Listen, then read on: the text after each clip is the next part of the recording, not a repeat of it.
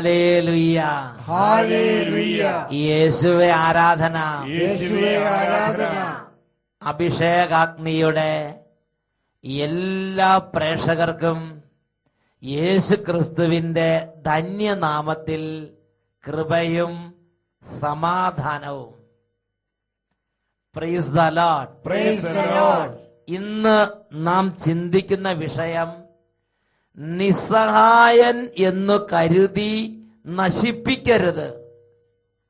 സുഭാഷിതങ്ങളുടെ പുസ്തകം 22-ാം അധ്യായം 22-ാം തിരുലിഖിതം. നിസ്സഹായൻ എന്ന് കരുതി ദരിദ്രന്റെ മുതൽ അപഹരിക്കുകയോ നിന്റെ പടിവാതിൽക്കൽ വെച്ച് കഷ്ടപ്പെടുന്നവനെ മർദ്ദിക്കുകയോ ചെയ്യരുത്. Hallelujah, hallelujah, hallelujah, hallelujah. പ്രിയപ്പെട്ട സഹോദരങ്ങളെ, ജീവിക്കുന്ന ദൈവത്തിന്റെ വചനം കേൾക്കാൻ ഈ മണിക്കൂറിൽ ലോകമെമ്പാടും ലക്ഷക്കണക്കിന് ദൈവമക്കളെ ഇതാ ദൈവം തന്റെ ആത്മാവിനെ അയച്ച് ഒരുമിച്ച് കൂട്ടിയിരിക്കുകയാണ്. വചനം കേട്ടുകൊണ്ടിരിക്കുമ്പോൾ പരിശുദ്ധാത്മ അഭിഷേകം ഉണ്ടാകുന്നു.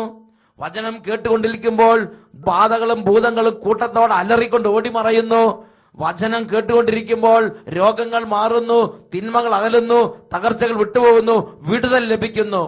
അതിരമ്പുഴ കൺവെൻഷനിൽ പങ്കെടുത്തപ്പോൾ ഒരമ്മച്ചി ഒരു അനുഭവം പറഞ്ഞു നിങ്ങളുടെ ശ്രദ്ധയിലേക്ക് കൊണ്ടുവരികയാണ്.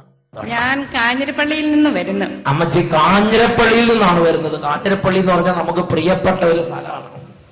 എന്റെ കഴിഞ്ഞ മാർച്ച് ഏപ്രിൽ മാസങ്ങളിൽ എന്റെ വയറ്റിൽ വലിയൊരു അസ്വസ്ഥതയുണ്ടായി. വയറ്റിൽ നിന്ന് പോകുമ്പോൾ 3-4 പ്രാവശ്യം ഒരു ദിവസം മലത്തിന്റെ കൂടെ ധാരാളമായിട്ട് ബ്ലഡ് പോയിക്കൊണ്ടിരിക്കുകയായിരുന്നു. രക്തം പ്രവഹിക്കുന്ന ഒരു രക്തസ്രാവം. ഞാൻ സർജനെ കണ്ടു.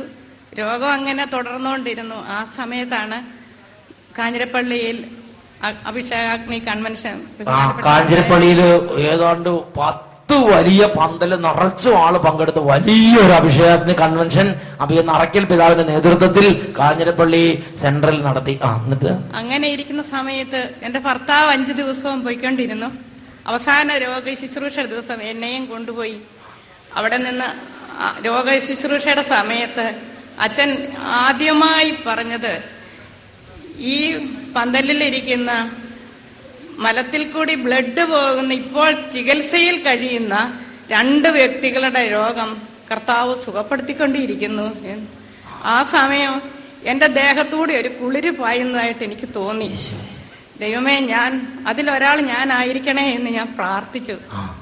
ദൈവാനുഗ്രഹത്താൽ അതിൽ പിന്നെ എനിക്ക് അങ്ങനെ ഒരു സംഭവം ഉണ്ടായിട്ടില്ല. അതോടുകൂടി ആ രോഗം ശരീരത്തിൽ വിട്ടൊഴിഞ്ഞു പോയി. കുറച്ചുങ്ങൾ ശക്തിയുടെ കൈയടിച്ച് 8 ദിവസം കഴിഞ്ഞപ്പോൾ ഞാൻ വീണ്ടും എൻഡോസ്കോപ്പിക്ക് പോയി. വീണ്ടും എൻഡോസ്കോപ്പിക്ക് 8 ദിവസം കഴിഞ്ഞ് പോയി. എന്നിട്ടോ ഡോക്ടർ കാര്യമായ യാതൊരു കുഴപ്പങ്ങളും ഇല്ല എന്ന് പറഞ്ഞു. ഡോക്ടർ ഫുൾ ചെക്കപ്പ് നടത്തിയിട്ട് പറഞ്ഞു ഇപ്പോൾ ഒരു കുഴപ്പവും കാണാനില്ല. അതിൽ പിന്നെ ഞാൻ ഒരു മരുന്ന് പോലും കഴിച്ചിട്ടില്ല. പിന്നെ ഒരു മരുന്നും എടുക്കേണ്ടി വന്നില്ല. കഴിഞ്ഞ ഏപ്രിൽ മാസത്തിൽ ആ ആരാധന ഒരു ദിവസമാണ് വരാൻ ചേച്ചീനെ ചേട്ടൻ കൺവെൻഷൻ ഗ്രൗണ്ടിലേക്ക് കൊണ്ടുവന്ന് ഒരൊറ്റ ദിവസത്തിൽ തന്നെ കർത്താവ് അങ്ങോട്ട് സുഖപ്പെടുത്തി അനുഗ്രഹിച്ചു. Hallelujah, hallelujah. 2 കരങ്ങളും നന്നായിട്ട് ഉയർത്തി വിശ്വാസത്തോടെ നിങ്ങൾ ഇപ്പോൾ ദൈവത്തെ ആരാധിച്ചാൽ ഇതേപോലെ അഭിഷേകം പ്രകടമായി നമ്മുടെ ശരീരത്തിലേക്ക് കർത്താവ് വാർഷിക്കും. കൈകൾ ഉയർത്തി കൈയടിച്ച്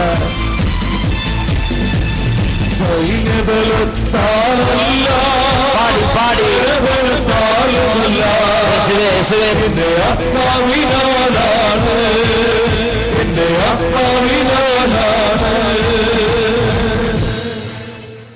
ഹല്ലേലൂയ, ഹല്ലേലൂയ.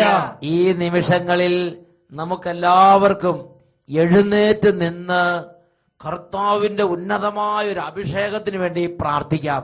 ഈ സമയം രോഗങ്ങൾ സുഖപ്പെടും. ഈ സമയം കുടുംബങ്ങളിൽ നിന്ന് കാലങ്ങളിൽ അന്ധകാരങ്ങൾ മാറും. വലിയ വിടുതൽ യേശുക്രിസ്തുവിന്റെ നാമത്തിൽ വർഷിക്കപ്പെടും. എല്ലാവരും അച്ഛൻ പറയുന്നത് പോലെ ഉറക്കെ ഏറ്റുചൊല്ലി പ്രാർത്ഥിക്കണം.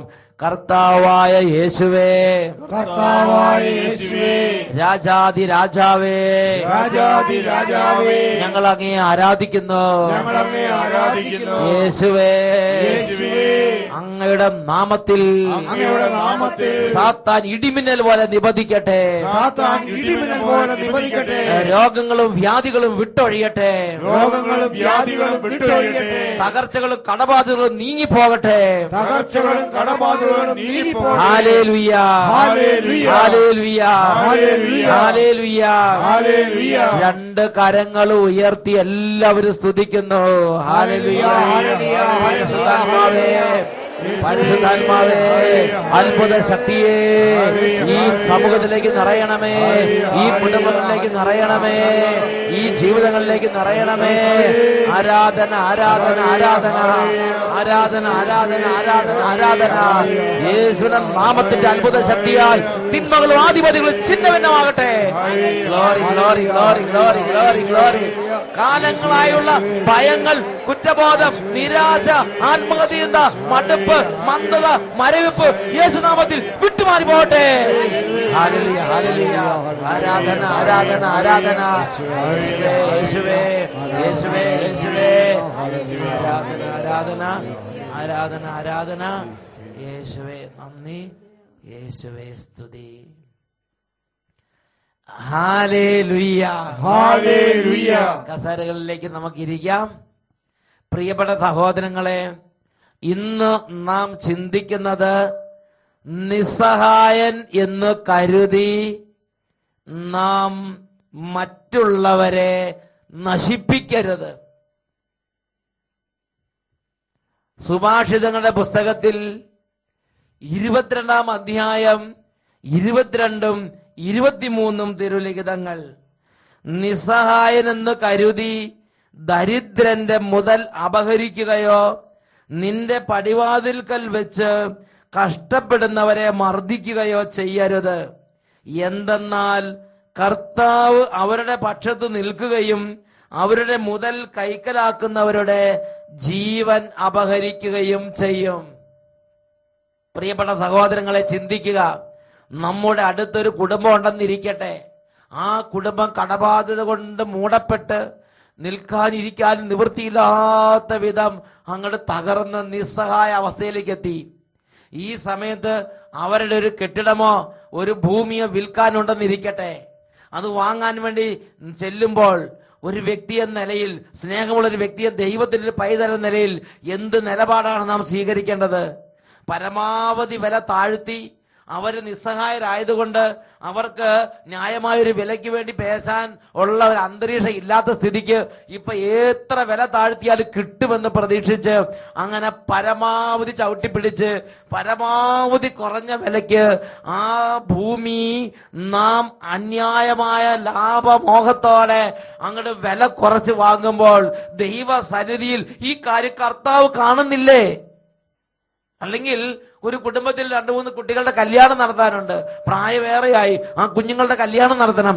അങ്ങനെ കുട്ടികളുടെ കല്യാണം നടത്താൻ വേണ്ടി നിവൃത്തിയില്ലാതെ സ്ഥലം വെക്കാൻ തുടങ്ങുമ്പോൾ, അല്ലെങ്കിൽ ഒരു കാര്യം വിൽക്കാൻ തുടങ്ങുമ്പോൾ, എന്തെങ്കിലും ഒരു ഇടപാടിന് തുനിയുമ്പോൾ, പ്രിയപ്പെട്ട സഹോദരൻ, ഇപ്പോൾ പിടിച്ചാൽ കിട്ടുമെന്നൊരു ധാരണയിൽ നിസ്സഹായനെന്ന് കരുതി ഞെരുക്കി ഞെരുക്കി അവരുടെ വസ്തുവകൾ പിടുങ്ങിയെടുത്താൽ, അത് സ്വർണമാകട്ടെ, പണയവസ്തുക്കളാകട്ടെ, ഭൂമിയാകട്ടെ, കെട്ടിടങ്ങളാകട്ടെ, ഞെരുക്കി ഞെരുക്കി നിസ്സഹായ അവസ്ഥയിലിരിക്കുന്ന കുടുംബങ്ങളെ ഞെരുക്കി ആ വസ്തുവകൾ അങ്ങോട്ട് പിടുങ്ങിയെടുത്താൽ, ദൈവത്തിന്റെ വചനം പഠിപ്പിക്കുകയാണ്, കർത്താവ് അവരുടെ കൂടെ നിൽക്കുകയും നിങ്ങളുടെ ജീവൻ തന്നെ കവർന്നെടുക്കുകയും ചെയ്യും.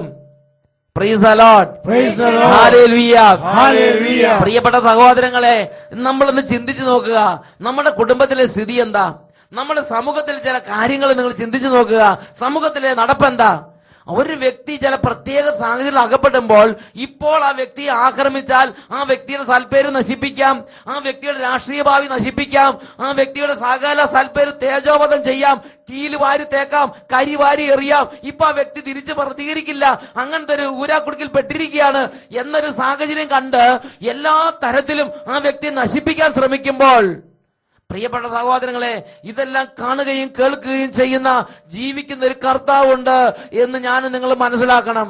ദൈവത്തിന്റെ വചനം പഠിപ്പിക്കുകയാണ്, ഒരു രാഷ്ട്രീയ നേതാവാകട്ടെ, ഒരു പ്രസ്ഥാനത്തിന്റെ തലവനാകട്ടെ, ഒരു സഭയുടെ നേതാവാകട്ടെ, ഒരു കുടുംബത്തിന്റെ തലവനാകട്ടെ, അല്ലെങ്കിൽ ആരുമാകട്ടെ, ഒരു വ്യക്തിയെ നശിപ്പിക്കുമ്പോൾ ഓർക്കണം, ആ വ്യക്തിക്ക് പ്രതികരിക്കാൻ പറ്റാത്ത, ആ വ്യക്തിക്ക് തിരിച്ച് നിങ്ങൾ ഉപദ്രവിക്കാൻ പറ്റാത്ത ഒരു സ്ഥിതിയാണെന്ന് കണ്ട് നിങ്ങൾ മേല് കീഴ് മറന്ന് ആക്രമിക്കുമ്പോൾ ഒരു കാര്യം ഓർക്കണം, നിങ്ങൾക്കെതിരെ ഇതിനേക്കാൾ വലിയ ഒരു ആക്രമണം ഇത് അടുത്ത് വന്നുകൊണ്ടിരിക്കുകയാണ്.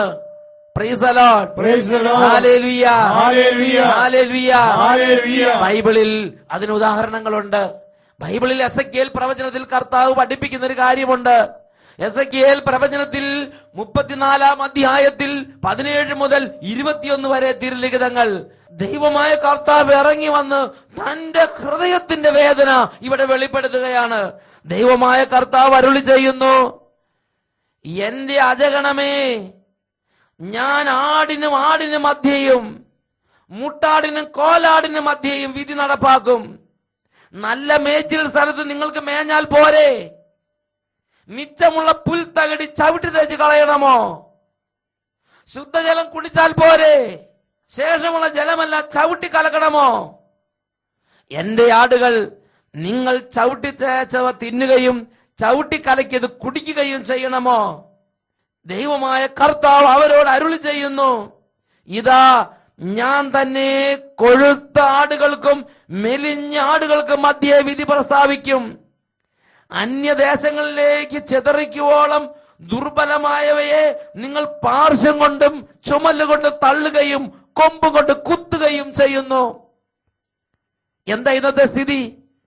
രാഷ്ട്രീയ രംഗമെടുക്കുക, സഭാരംഗമെടുക്കുക, ഇടവക എടുക്കുക, ഓരോ മണ്ഡലങ്ങൾ എടുക്കുക, പാർശ്വം കൊണ്ട് ചുമൽ കൊണ്ട് തള്ളുകയും കൊമ്പ് കൊണ്ട് കുത്തുകയും ചെയ്യുക. കൊഴുത്ത ആടുകൾക്ക് മാത്രം ജീവിച്ചാൽ മതിയോ? പ്രിയപ്പെട്ട സഹോദരങ്ങളെ, നിങ്ങളുടെ ജീവൻ നിങ്ങളുടെ ശരീരത്തിൽ നിന്ന് വലിച്ചു പറിച്ചെടുക്കുന്ന ദിവസങ്ങൾ വരും. സാമുവേൽ പ്രവാചകന്റെ പുസ്തകത്തിൽ ഇതുപോലൊരു രംഗം വിവരിക്കപ്പെട്ടിട്ടുണ്ട്. അവിടെ കോമളനായ ഒരു ബാലൻ, ഒരു യുവാവ് ദാവീദ്, അദ്ദേഹം ദൈവത്തിന്റെ സന്നിധി പ്രാർത്ഥിച്ചു. അദ്ദേഹം ദൈവത്തിന് മുട്ടുമടക്കി. അദ്ദേഹം ദൈവത്തെ ആരാധിച്ചു. അദ്ദേഹം ദൈവത്തിന്റെ കൈകൾ ഉയർത്തി. അദ്ദേഹം നേരെ വാ നേരെ പോ എന്ന വഴിയെ ജീവിച്ച് ദൈവസന്നിധിയിൽ സ്വീകാര്യനായി. ദൈവം അദ്ദേഹത്തെ അനുഗ്രഹിച്ച് ഉയർത്തി. എന്നാൽ സാവൂൾ രാജാവിന് ഇത് വലിയ ഒരു പ്രശ്നമായി. വചനം പഠിപ്പിക്കുകയാണ്, ദാവീദ് സാവൂൾ രാജാവിന്റെ നിത്യശത്രുവായി മാറി. ഇന്ന് പാർട്ടിയിൽ പ്രവർത്തിക്കുമ്പോൾ നമ്മൾ ഓർക്കണം, ഇന്ന് ഓരോ മേഖലകളിൽ പ്രവർത്തിക്കുക ഓർക്കണം, ചില ആളുകൾ ഉയർന്നു വരുന്നത് കാണുമ്പോൾ അവരെ ഒരു നിത്യശത്രുവിനെ കരുതി അവരെ അങ്ങോട്ട് ഇല്ലായ്മ ചെയ്യാൻ വേണ്ടി എന്തും ചെയ്യാമെന്നാണ് വിചാരം. സാവൂള് ദാവീദിനെ നിത്യശത്രുവായി കണക്കാക്കി. എന്താ ഇവൻ ചെയ്ത തെറ്റ്? മാക്സിമം കഴിവുള്ളിടത്തോളം സാവൂളിനെ സഹായിച്ചിട്ടുണ്ട്. ഒരുപാട് അവന് വേണ്ടി ഇടപെട്ടിട്ടുണ്ട്. അവനെ സഹായിക്കുക മാത്രമേ ദാവീദ് ചെയ്തിട്ടുള്ളൂ.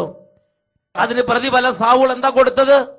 അതാണ് സാമുവേലിന്റെ 1-ാം പുസ്തകത്തിൽ 18-ാമത്തെ അധ്യായത്തിൽ 11-ാമത്തെ തിരുലിഖിതത്തിൽ പ്രഖ്യാപിക്കപ്പെട്ടിരിക്കുന്നത്. ദാവീദിനെ ചുമരോട് ചേർത്ത് തറയ്ക്കാൻ ഉദ്ദേശിച്ചുകൊണ്ട് സാവൂൾ കുന്തമെറിഞ്ഞു. തന്റെ കുന്തമെറിഞ്ഞ് അവനെ ചുമരോട് ചേർത്ത് തറച്ചു കൊല്ലാൻ സാവൂൾ ഉദ്യമിച്ചു. വചനം പറയാണ്, ദാവീദ് 2 പ്രാവശ്യം ഒഴിഞ്ഞു മാറി. ദൈവം അവനെ സഹായിച്ച്, അതുകൊണ്ട് അവന് ജീവൻ നിലനിന്നു. വീണ്ടും 19-ാമത്തെ അധ്യായത്തിൽ 1-ാമത്തെ വാക്യം, ദാവീദിനെ കൊന്നു കളയണമെന്ന് സാവൂൾ ജോനാഥനോടും ഭൃത്യന്മാരോടും കൽപ്പിച്ച്. Hallelujah, hallelujah. ദാവീദിനെ കൊന്നു കളയണമെന്ന് സാവൂൾ ജോനാഥനോട് ഭൃത്യ. അപ്പോൾ സാവൂളിന്റെ ഉള്ളിൽ ദാവീദിനോടിരിക്കുന്ന ബന്ധം എന്താ? എങ്ങനെയെങ്കിലും ദാവീദിനെ വകവരുത്തണം, അവനെ കൊന്നുകളയണം. Hallelujah, hallelujah, hallelujah, hallelujah. പ്രിയപ്പെട്ട സഹോദരങ്ങളെ, എന്തായി? ദൈവത്തിന്റെ വചനം പഠിപ്പിക്കുകയാണ്, നിസ്സഹായനെന്ന് കരുതി ദരിദ്രന്റെ മുതൽ അപഹരിക്കുകയോ അവനെ മർദ്ദിക്കുകയോ നിന്റെ പടിവാതിൽ കിട്ട് അവനെ മർദ്ദിക്കുകയോ ചെയ്താൽ കർത്താവ് അവരുടെ പക്ഷം നിൽക്കുകയും നിന്റെ ജീവൻ അപഹരിക്കുകയും ചെയ്യും. കാര്യങ്ങൾ മാറിമറിഞ്ഞു, സംഗതികൾക്ക് വ്യത്യാസമുണ്ടായി. ഇപ്പോൾ സാവൂളിന്റെ സ്ഥിതി എന്താണ്? സാവൂളിന്റെ സ്ഥിതി, അവൻ വലിയ ദുഃഖത്തിലായി. അവൻ ശത്രുവിനോടത്തിൽ അവൻ പരാജയപ്പെട്ടു. ഇതാ സാവൂളിന്റെ അന്ത്യത്തെ നമ്മൾ കാണുന്നത്, അവനൊരു കുന്തമൂന്നി നിൽക്കുകയാണ്. അവന് മുമ്പോട്ടും പുറകോട്ടും പോകാൻ പറ്റുന്നില്ല. അവന് വിജയമില്ല, അവന് സ്വസ്ഥതയില്ല, അവന് സമാധാനമില്ല. അവൻ ചിന്തിക്കുകയാണ്, ഞാനിങ്ങനെ പോയാൽ ഇനി എന്ത് ചെയ്യും? ഉടനെ അവൻ ഒരാളോട് കൊല്ലാൻ പറഞ്ഞു. എന്നാൽ അവര് കൊല്ലാൻ കൂട്ടാക്കിയില്ല, വിസമ്മതിച്ചു. അപ്പോൾ അവൻ തന്നെ അവന്റെ വാള് കുത്തി നിർത്തി ആ വാളിലേക്ക് കമഴ്ന്ന് വീണ് അവിടെ കടന്ന് വട്ടം കറങ്ങി അവന്റെ കൊടലും കൊടൽമാലയും ചോരയെല്ലാം പുറത്തു ചാടി ഒരു കുളം പോലെ അവിടെ കടന്ന് അവൻ ജീവൻ പോകാതെ നീറി നിലവിളിക്കുകയാണ്. ഇതാ ഞാൻ വേദന കൊണ്ട് നീറുന്നു, എന്റെ പ്രാണനോ പോകുന്നുമില്ലല്ലോ. 2 സാമുവേൽ 1-ാം അധ്യായം 9-ാം വാക്യത്തിൽ സാവൂൾ രാജാവിന്റെ അവസാനത്തെ സ്ഥിതിയാണ് നമ്മൾ ഈ കാണുന്നത്. പ്രിയപ്പെട്ട സഹോദരങ്ങളെ, അവന്റെ ദാരുണമായ അന്ത്യം. ദൈവം ഉയർത്തിയവനാണ്, ദൈവം അനുഗ്രഹിച്ച് എല്ലാം ദൈവം നൽകിയവനാണ്. എന്നാൽ ദരിദ്രന്റെ മുതൽ അപഹരിക്കാൻ, തന്റെ പടിവാതിൽ കഷ്ടപ്പെടുന്നവനെ മർദ്ദിക്കാൻ വേണ്ടി തുനിഞ്ഞവൻ, നിസ്സഹായനെന്ന് കരുതി അവനെ ഇല്ലായ്മ ചെയ്യാൻ ശ്രമിച്ചവൻ, അവൻ ഒരിക്കൽ കെണിയിൽ അവൻ തന്നെ കുടുങ്ങി. എസ്തേറിന്റെ പുസ്തകത്തിൽ മറ്റൊരു രംഗം കാണുന്നുണ്ട്. ഇന്ത്യ മുതൽ എത്യോപ്യ വരെയുള്ള 127 പ്രവിശ്യകളുടെ രാജാവായ അഹസ്വേരോസ് രാജാവ്, ആ രാജാവിന്റെ കൊട്ടാരത്തിലെ 2ാം സ്ഥാനക്കാരനാണ് ഹാമാൻ. അവനങ്ങനെ ഭരിച്ചു വരികയാണ്.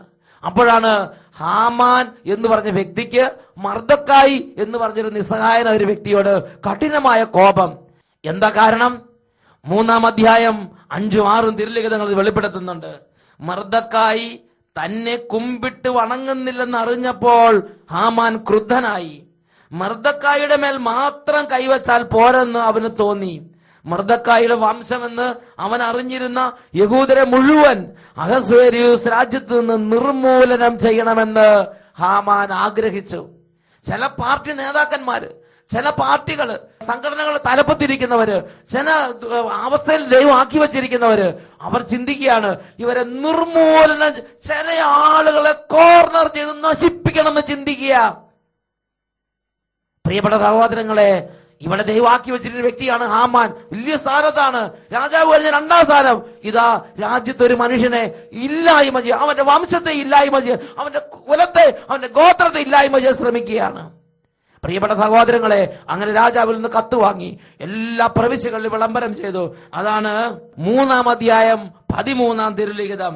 സകല യഹൂദരെയും, യുവാക്കന്മാരെയും, വൃദ്ധരെയും, സ്ത്രീകളെയും, കുട്ടികളെയും 12-ാം മാസമായ ആദാർ മാസം 13-ാം തീയതി ഒറ്റ ദിവസം കൊണ്ട് നശിപ്പിക്കുന്നതിനും കൊല്ലുന്നതിനും വംശനാശം വരുത്തുന്നതിനും അവരുടെ വസ്തുവകകൾ കൊള്ളയടിക്കുന്നതിനും രാജാവിന്റെ സകല പ്രവിശ്യകളിലേക്കും ദൂതന്മാർ വഴി കത്തുകൾ അയച്ചു. നോക്ക് ഒരു വംശത്തിന്റെ സ്ഥിതി, നോക്ക് ഒരാളുടെ വൈരാഗ്യം, ഒരാളുടെ ഉള്ളിൽ കിടന്ന കലിപ്പ്, അതെങ്ങനെ രൂപാന്തരപ്പെട്ട് വന്നു? പ്രിയ ദൈവമായത്, നീ ഇന്നൊരു സ്ഥാനത്തിരിക്കുന്ന വ്യക്തിയായിരിക്കാം, നേതാവോ ഭരണകർത്താവോ ഉദ്യോഗസ്ഥനോ ആയിരിക്കാം. നിന്റെ ഉള്ളിൽ കലിപ്പ് കടന്നാൽ നിനക്ക് അധികാര സീമയിലുള്ള പലരോട് പലതും ചെയ്യാൻ നിനക്ക് കഴിയുമായിരിക്കാം. പക്ഷേ നീ ഒരു കാര്യം ഓർക്കണം, നീ ഇന്ന് ആരെ നിന്റെ പടിവാതിൽക്കിട്ട് വിഷമിപ്പിക്കുന്നുവോ അവരുടെ കണ്ണുനീർ ദൈവസേനയിൽ ചെന്ന് ജീവിക്കുന്ന ദൈവം അവർക്ക് അനുകൂലമായി നിന്ന് നിന്റെ ജീവൻ അപഹരിക്കും. ഈ മർദ്ദക്കായുടെ കാര്യത്തിൽ അങ്ങനെ ഉണ്ടായി. മർദ്ദക്കായി നിസ്സഹായൻ, അവൻ ദൈവസന്നിധിയിലേക്ക് കരഞ്ഞു പ്രാർത്ഥിച്ചു. ദൈവം ഇടപെട്ടു. എന്തായി ഹാമാന്റെ സ്ഥിതി? ഇതാ ഹാമാൻ വലിയ രാജകോപത്തിനിരയായി. രാജാവ് ക്രുദ്ധനായി. അവനെ അറസ്റ്റ് ചെയ്യാൻ ഓർഡർ ഇട്ടു. അവനെ അങ്ങനെ രാജകിങ്കരന്മാർ അറസ്റ്റ് ചെയ്തു.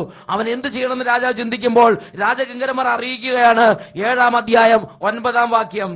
രാജാവിനെ രക്ഷിച്ച മർദ്ദക്കായിക്ക് വേണ്ടി ഹാമാൻ തയ്യാറാക്കിയ 50 മുഴ ഉയരമുള്ള കഴുമരം ഇതാ അവന്റെ വീട്ടിൽ നിൽക്കുന്നു. ഉടനെ രാജാവ് കൽപ്പിച്ചു, അവനെ അതിൽ തൂക്കുക. അങ്ങനെ മർദ്ദക്കായിക്ക് വേണ്ടി ഹാമാൻ തയ്യാറാക്കിയ കഴുമരത്തിൽ അവനെ അവർ തൂക്കി. രാജാവിന്റെ കോപം ശമിച്ചു. 7-ാം അധ്യായം 9-ഉം 10-ഉം തിരുലിഖിതങ്ങളിലാണ് നാം ഇത് കാണുന്നത്. പ്രിയപ്പെട്ട സഹോദരങ്ങളെ, ദൈവത്തിന്റെ വചനം സുഭാഷിതങ്ങളുടെ പുസ്തകം 22-ാം അധ്യായം 22-ാം വാക്യം പഠിപ്പിക്കുകയാണ്. നിസ്സഹായനെന്ന് കരുതി ദരിദ്രന്റെ മുതൽ അപഹരിക്കുകയോ നിന്റെ പടിവാതിൽക്കൽ കടന്ന് കഷ്ടപ്പെടുന്നവനെ മർദ്ദിക്കുകയോ ചെയ്യരുത്. കർത്താവ് അവരുടെ പക്ഷത്ത് നിൽക്കുകയും നിന്റെ ജീവൻ അപഹരിക്കുകയും ചെയ്യും. ഈ നിമിഷങ്ങൾ എഴുന്നേറ്റ് നമുക്ക് പ്രാർത്ഥിക്കാം. രണ്ട് കരങ്ങൾ ഉയർത്തി നീതിബോധം നൽകണമേ കർത്താവേ, തിരിച്ചറിവ് നൽകണമേ കർത്താവേ, അവിവേകത്തിൽ രക്ഷിക്കണമേ കർത്താവേ. ഇരു കരങ്ങൾ ഉയർത്തി ഉറക്കെ സ്തുതിക്കുന്നു. നീതിയുടെ ആത്മാവേ, കൃപയുടെ ആത്മാവേ, ജ്ഞാനത്തിന്റെ ആത്മാവേ, തിരിച്ചറിവിന്റെ ആത്മാവേ, ഈ സമൂഹത്തിലേക്ക് പറന്നുറങ്ങണമേ. ആരാധന ആരാധന ആരാധന ആരാധന. അന്ധകാര പീഡകളെ ശാസിക്കുന്നു, ലാഭക്കൊതിയെ ശാസിക്കുന്നു, വിട്ടുപോവുക യേശുവേ. ഇന്ന് ഈ സമൂഹത്തിൽ വിടുതൽ നൽകണമേ. മനഃപൂർവ്വം മറ്റുള്ളവരെ നശിപ്പിക്കാൻ ഉദ്യമിക്കുന്ന ഓരോ തല ചിന്താഗതികളെ ശാസിക്കുന്നു, വിട്ടുമാറി പോകട്ടെ. ആരാധന ആരാധന ആരാധന യേശുവേ, ആരാധന ആരാധന ആരാധന യേശുവേ യേശുവേ യേശുവേ യേശുവേ യേശുവേ യേശുവേ. ആരാധന ആരാധന യേശുവേ, ആരാധന ആരാധന. Hallelujah. Praise the Lord. Praise the Lord. Hallelujah. Hallelujah.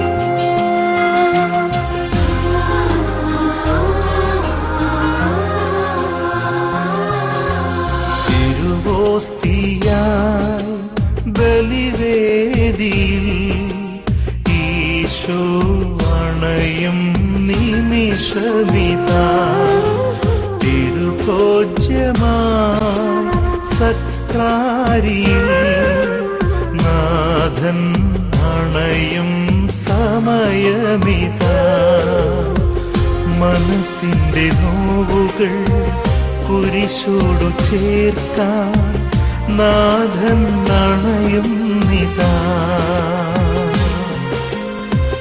കരുണ തുളുമ്പുമീ അൾത്താര തന്നില ഈശോ എഴുന്നള്ളുന്നു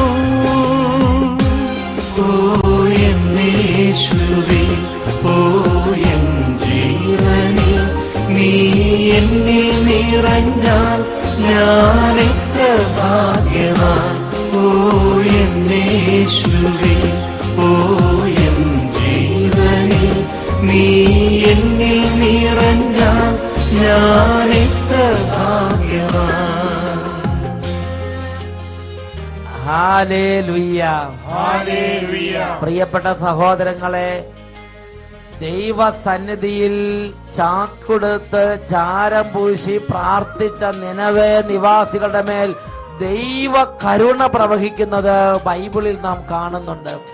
ഇന്നെല്ലാ ദൈവമക്കളും എഴുന്നേറ്റ് നിൽക്കുകയാണ്. നമ്മൾ നമ്മുടെ വംശവും വഴി, നമ്മുടെ കുടുംബാംഗങ്ങളും വഴി, നമ്മുടെ സമുദായവും വഴി, നമ്മുടെ പാർട്ടികളും വഴി വന്നിട്ടുള്ള സകല അതിക്രമങ്ങൾക്കും മാപ്പ് ചോദിക്കുകയാണ്. മറുപടിയായിട്ട് എല്ലാ ദൈവമക്കളും അവരവരായിരിക്കുന്ന സ്ഥലത്ത് നിന്ന് ഉറക്കെ പ്രാർത്ഥിക്കണം. കർത്താവേ ഞങ്ങളുടെ മേൽ കരുണ തോന്നണമേ. കർത്താവേ ഞങ്ങളുടെ മേൽ കരുണ തോന്നണമേ. ഞാനും എന്റെ കുടുംബാംഗങ്ങൾ വഴി ഇന്ന് വരെ അരങ്ങേറിയിട്ടുള്ള എല്ലാ അകൃത്യങ്ങളെയും പ്രതി കർത്താവേ ഞങ്ങളുടെ മേൽ കരുണ തോന്നണമേ.